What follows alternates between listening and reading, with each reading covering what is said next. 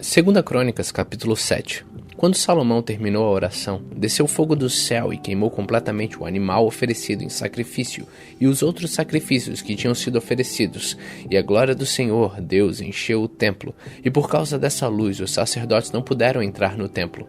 Ao verem o fogo descer e a glória do Senhor encher o templo, todos os israelitas que estavam ali no pátio se ajoelharam e encostaram o rosto no chão. Eles adoraram a Deus e o louvaram, dizendo: Louvem a Deus, o Senhor, porque Ele é bom e porque o seu amor dura para sempre. Então o rei e todo o povo ofereceram sacrifícios ao Senhor.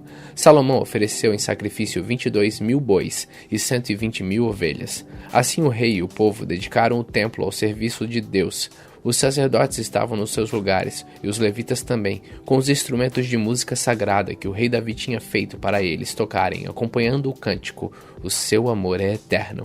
Era assim que eles executavam os cânticos de louvor feitos por Davi. Todos os israelitas ficaram de pé enquanto os sacerdotes que estavam em frente dos levitas tocavam as trombetas. Salomão dedicou também ao serviço de Deus a parte central do pátio, que ficava em frente do templo. Ali ele apresentou as ofertas que foram completamente queimadas e a gordura dos animais que haviam sido oferecidos nas ofertas de paz. Salomão fez isso porque o altar de bronze era muito pequeno para os sacrifícios que eram completamente queimados, para as ofertas de cereais e para a gordura das ofertas de paz. Depois Salomão e todo o povo de Israel comemoraram durante 7 dias a festa de dedicação do altar. Estava ali uma enorme multidão, pessoas que tinham vindo do país inteiro, desde a subida de Ramate no norte, até a fronteira do Egito no sul. No dia seguinte começaram a comemorar a festa das barracas, que também durou uma semana, e no dia seguinte fizeram uma grande festa de encerramento. No outro dia, o dia 23 do 7º mês, o rei mandou o povo para casa. Todos foram embora felizes e alegres por causa de todas as coisas boas que o Senhor Deus tinha dado a Davi, a Salomão e ao seu povo de Israel. Assim Salomão acabou de construir o templo e o palácio real. Todos os seus planos para a construção do templo e do palácio deram certo. Então o Senhor Deus apareceu de noite a Salomão e disse: Eu ouvi a sua oração e escolhi este templo para ser o lugar onde serão oferecidos os sacrifícios. Quando eu fechar o céu e não deixar que chova, ou ordenar aos gafanhotos que destruam as colheitas, ou mandar uma peste atacar o povo, então, se o meu povo, que pertence somente a mim, se arrepender, abandonar os seus pecados e orar a mim, eu os ouvirei do céu, perdoarei os seus pecados e farei o país progredir de novo. Escutarei com atenção as orações que foram feitas neste templo, pois é o templo que escolhi e separei para ser o lugar onde serei adorado para sempre. Eu tomarei conta dele e sempre o protegerei. E se você, Salomão, me servir fielmente como fez Davi, o seu pai, e se obedecer às minhas leis e ordens, e fizer tudo o que eu mandar, então eu firmarei o seu poder como rei, cumprindo assim a aliança que fiz com Davi, quando lhe disse que Israel sempre seria governada pelos descendentes dele. Mas se você e o seu povo deixarem de me seguir, se desobedecerem às leis e aos mandamentos que lhe dei, e se adorarem e servirem a outros deuses, então eu os arrancarei da terra que lhes dei, e também abandonarei este templo, que separei para ser o lugar onde devo ser adorado. Aí todos os povos vão desprezar e zombar do templo, que agora é tão glorioso. Todos os que passarem por perto dele ficarão chocados e perguntarão: por que foi que Deus fez isso com esta terra e com este templo? E a resposta será: foi porque os israelitas abandonaram o Senhor seu Deus, que tirou do Egito os antepassados deles. Eles seguiram outros deuses e os adoraram e os serviram. Foi por isso que o Senhor fez com que toda esta desgraça caísse sobre eles. Segunda Crônicas, capítulo 8. Salomão levou 20 anos para construir o templo e o seu próprio palácio. Ele também reconstruiu as cidades que Hirão, rei de Tiro, lhe tinha dado e mandou os israelitas morarem nelas. Depois Salomão atacou e conquistou as cidades de Ramote-Zoba, reconstruiu as cidades de Tadmor no deserto e todas as cidades da região de Ramate, onde ele guardava os mantimentos.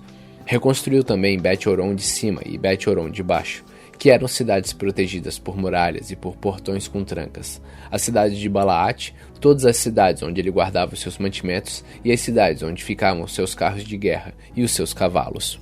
Além disso, Salomão construiu tudo mais que quis em Jerusalém, no Líbano e em outras partes do seu reino. Tudo que Salomão construiu foi feito com trabalho forçado. Para isso ele usou os descendentes do povo de Canaã, que os israelitas não haviam matado quando conquistaram seu país. Entre esses trabalhadores forçados estavam heteus, amorreus, perizeus, heveus e jebuseus, e os descendentes deles continuam como escravos até hoje. Nenhum israelita foi obrigado a trabalhar como escravo. Os israelitas serviram como soldados, oficiais, capitães de carros de guerra e cavaleiros. Havia 250 oficiais que estavam encarregados dos trabalhadores forçados, que eram usados nas várias construções de Salomão. Salomão trouxe a sua esposa egípcia, a filha do rei do Egito, da cidade de Davi, para o palácio que ele, Salomão, havia construído para ela. Ele disse: "Ela não pode morar no palácio de Davi, o rei de Israel, pois qualquer lugar em que esteve a Arca da Aliança é sagrado." Salomão ofereceu a Deus, o Senhor, sacrifícios que foram completamente queimados, no altar que ele havia construído para o Senhor, em frente do templo. Ele ofereceu os sacrifícios de acordo com o que o mandamento de Moisés ordenava fazer nos dias santos, isto é, nos sábados, na festa de lua nova e nas 3 festas anuais, que eram as festas dos pães sem fermento, a festa da colheita e a festa das barracas. De acordo com a orientação dada por Davi, o seu pai, Salomão organizou os sacerdotes em grupos para fazerem o trabalho e também os levitas, que cantavam louvores a Deus e ajudavam os sacerdotes no trabalho de todos os dias. Também organizou os guardas em grupos para os vários portões do templo, tudo de acordo com as ordens de Davi, homem de Deus. Os sacerdotes e os levitas obedeceram rigorosamente às ordens de Davi a respeito de todos seus deveres e também a respeito da sala do tesouro do templo. Agora estava terminado tudo que Salomão construiu, desde a colocação da pedra fundamental do templo até o fim da sua construção. O templo estava pronto. Depois Salomão foi até os portos de Ezion-Geber e Elata, no Golfo da Ácaba, no país de Edom. O rei Irão lhe mandou navios e marinheiros competentes, comandados pelos seus próprios oficiais. Eles navegaram junto com os homens de Salomão, foram até a terra de Ofir e trouxeram para Salomão mais de 15.000 quilos de ouro.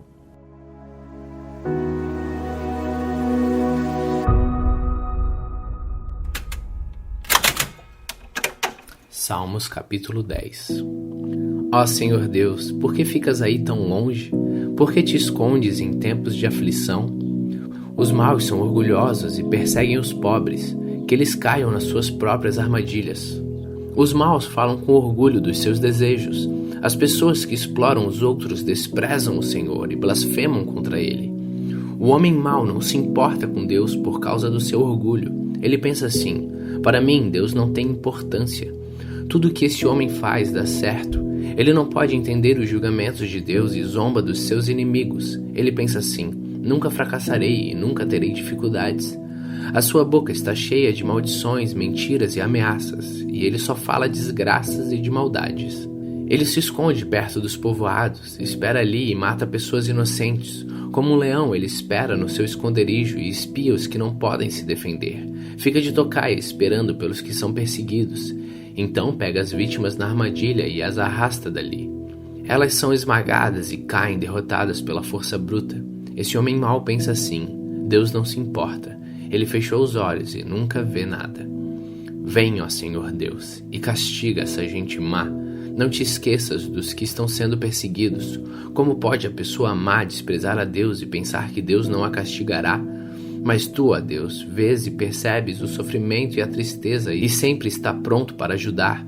Os que não podem se defender confiam em ti, e tu sempre tens socorrido os necessitados. Senhor, acaba com o poder dos maus e dos perversos. Castiga-os por causa das suas maldades, até que eles não as pratiquem mais. Ó Senhor, o Senhor é rei para sempre. Os pagãos serão expulsos da terra dele. Ó Senhor Deus, tu ouvirás as orações dos que são perseguidos e lhes darás coragem. Tu ouvirás os gritos dos oprimidos e dos necessitados e julgarás a favor deles, para que seres humanos que são mortais nunca mais espalhem o terror.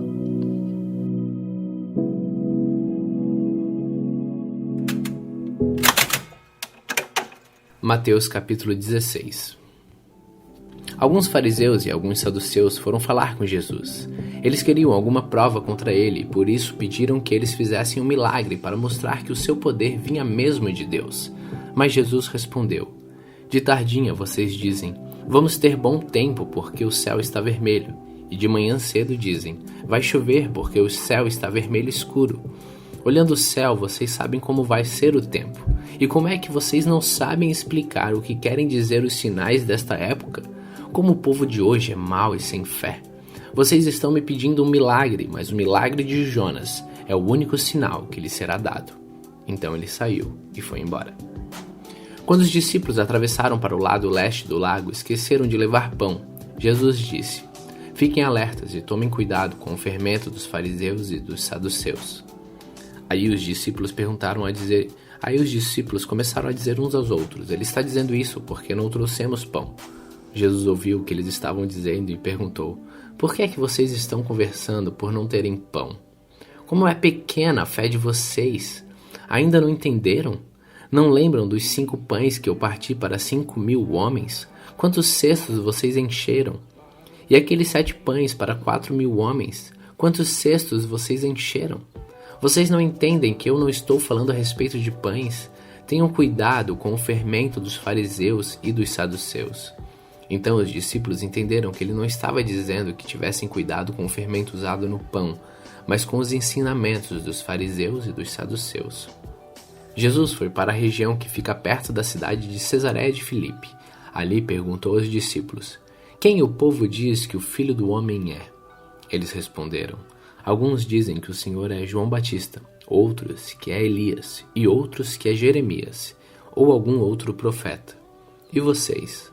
Quem vocês dizem que eu sou? Perguntou Jesus. Simão Pedro respondeu: o Senhor é o Messias, o Filho do Deus vivo. Jesus afirmou: Simão, filho de João, você é feliz porque esta verdade não foi revelada a você por nenhum ser humano, mas veio diretamente do meu Pai que está no céu. Portanto, eu lhe digo, você é Pedro, e sobre esta pedra construirei a minha igreja, e nem a morte poderá vencê-la. E eu lhe darei as chaves do reino do céu. E o que você proibir na terra será proibido no céu, e o que permitir na terra será permitido no céu. Então Jesus ordenou que os discípulos não contassem a ninguém que ele era o Messias. Daí em diante, Jesus começou a dizer claramente aos discípulos: eu preciso ir para Jerusalém, e ali os líderes judeus e os chefes dos sacerdotes e os mestres da lei farão com que eu sofra muito. Eu serei morto e no 3º dia serei ressuscitado. Então Pedro o levou para o lado e começou a repreendê-lo, dizendo: que Deus não permita, isso nunca vai acontecer com o Senhor. Jesus virou e disse a Pedro: saia da minha frente, Satanás. Você é como uma pedra no meu caminho para fazer com que eu tropece, pois está pensando como um ser humano pensa e não como Deus pensa. E Jesus disse aos discípulos: se alguém quer ser meu seguidor, esqueça os seus próprios interesses, esteja pronto para morrer como eu vou morrer e me acompanhe. Pois quem põe os seus próprios interesses em primeiro lugar nunca terá a vida verdadeira, mas quem esquece a si mesmo por minha causa terá a vida verdadeira. O que adianta alguém ganhar o mundo inteiro, mas perder a vida verdadeira? Pois não há nada que poderá pagar para ter de volta essa vida. Pois o Filho do Homem virá na glória do seu Pai com os seus anjos, e então recompensará a cada um de acordo com o que fez. Eu afirmo a vocês que isto é verdade. Aqui estão algumas pessoas que não morrerão antes de verem o Filho do Homem vir como um rei.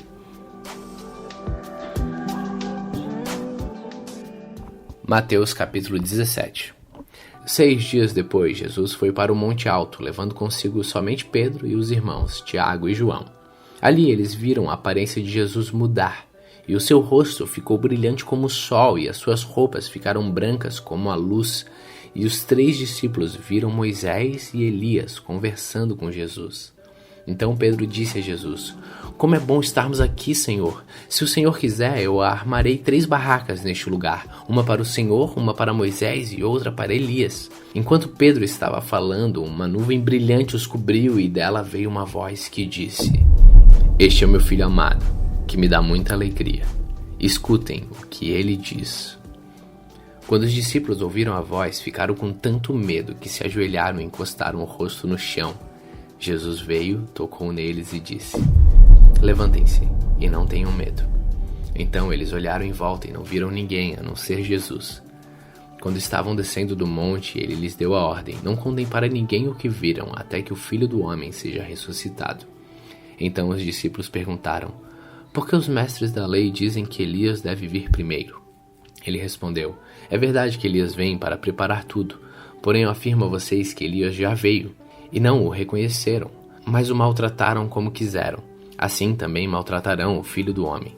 Então os discípulos entenderam que Jesus estava falando a respeito de João Batista.